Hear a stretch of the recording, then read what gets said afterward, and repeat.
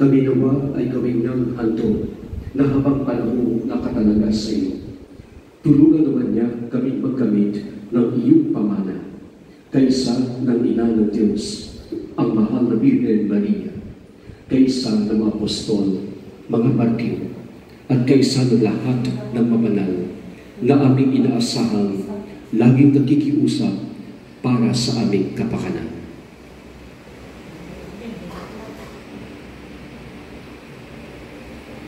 Ama, ang handog na ito ng aming pakikipagkasundo sa iyo ay magbunga nawa ng kapayapaan at kaligtasan para sa buong daigdig.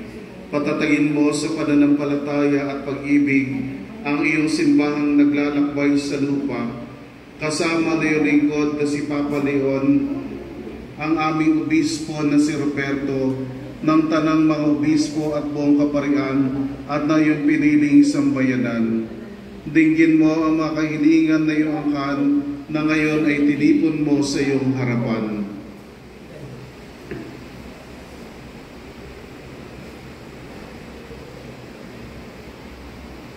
Amang mawain, kukupin mo at pag-isahin ang lahat ng iyong mga anak sa bawat panig at sulok ng daigdig. Kaawaan mo at patuloyin sa iyong kaharian ang mga kapatid naming yumaho at ang lahat ng lumisan na sa mundong ito na nagtataglay ng pag-ibig sa iyo.